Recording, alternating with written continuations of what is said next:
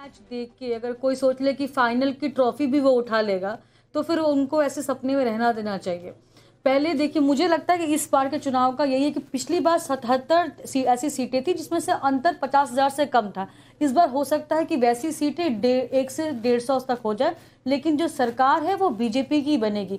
साथ ही साथ यहाँ पे बहुत सारे पैनलिस्ट ने महंगाई, बेरोजगारी वगैरह की बात की। तो मुझे एक जगह बताइए, एक राज्य बताइए जहाँ पे विपक्ष की सरकार हो और कोई ऐसा मॉडल स्टेट हो जहाँ पे बेरोजगारी और महंगाई इन लोगों ने बिल्कुल हटा दी। दूसरी बात, जो भी जितने भी सर्वेक्षण हुए, चाहे वो CSDS की रिपोर्ट हो या फिर एक्सिस बैंक इंडिया की रिपोर्ट हो, जिसमें कि कहा गया कि हाँ बेरोजगारी है, हाँ महंगाई है और लोग उसके बारे में चिंतित हैं, लेकिन जब उनसे ये पूछा गया कि इन सारे जो जो जो जो प्रॉब्लम्स हैं उनका जो सॉल्व कौन कर सकता है, क्या किस पे भरोसा है, तो उसमें सिर्फ और सिर्फ नरेंद्र मोदी का नाम था। ये तो इन लोगों ने क्या किया कि बस रिपोर्ट की एक बात पढ़ ली कि हाँ बेरोजगारी और रोजगार और ये महंगाई मुद्दा है। एक और बड़ी खबर आ गई है, बारामती में अजीत पवार की पत्नी पीछे चल रही हैं और शरद पवार की बेटी आगे चल रही हैं। ये इस वक्त खबर आ रही है और 4 राउंड की काउंटिंग हुई है। लेकिन मैं फिर आपको बता दूं कि जैसा अमित हमारे सहयोगी भी बता रहे थे कि लोकसभा में करीब करीब जो है 20, 25, 30 राउंड तक की काउंटिंग होती है। अभी लगभग हर सीट पर 5 से 6 राउंड की काउंटिंग हुई है। मतलब आप समझिए कि अभी जो है 20% वोट भी नहीं गिने गए, यानी अभी भी बहुत सारे वोटों की गिनती बची हुई है। और अरुण गोविल अब मेरठ में 37,000 वोट से आगे निकल गए हैं। यह बड़ी खबर आ रही है अरुण गोविल के आगे निकलने की। तो इसीलिए मैं बार बार कह रहा हूं कि अभी थोड़ा सा धैर्य रखिए। और मनोहर लाल खट्टर भी 10,000 वोट से आगे चल रहे हैं। यह बड़ी खबर आ रही है।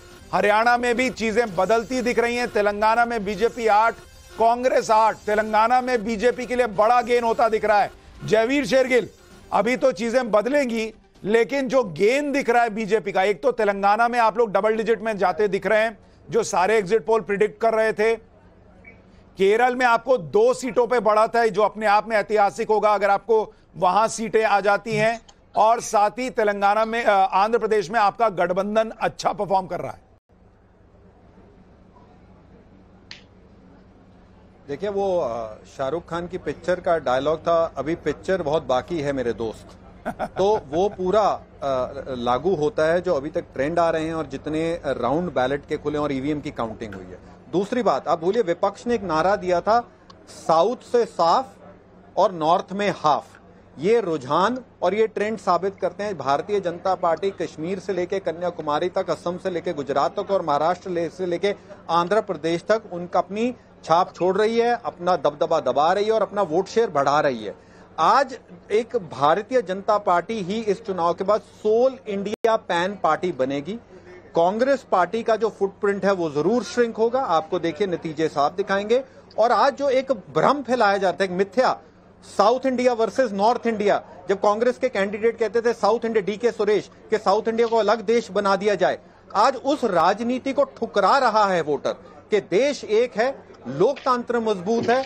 ईवीएम पे आप प्रश्न मत उठाइए। क्या आप कांग्रेस के लोग डरो मत जो कहते हैं, जो लोकतंत्र का ढोल पीटते हैं और उसी तरह मीडिया को गाली निकालते हैं, क्या आज आपके चैनल पे आके कह सकते हैं हाँ लोकतंत्र मजबूत है, हाँ अब हमें ईवीएम से कोई शिकायत नहीं, हाँ नॉर्थ साउथ इंडिया डिवाइड नहीं है? तो उनको बुलाइए।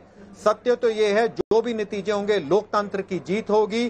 15 अगस्त 2024 को प्रधानमंत्री लाल किले से फिर तिरंगा लहराएंगे और विपक्ष फिर स्पेक्टेटर स्टैंड में बैठा मिलेगा। नहीं, ये बात तो देखिए सही है, नतीजे किसी भी तरफ जाएं, लेकिन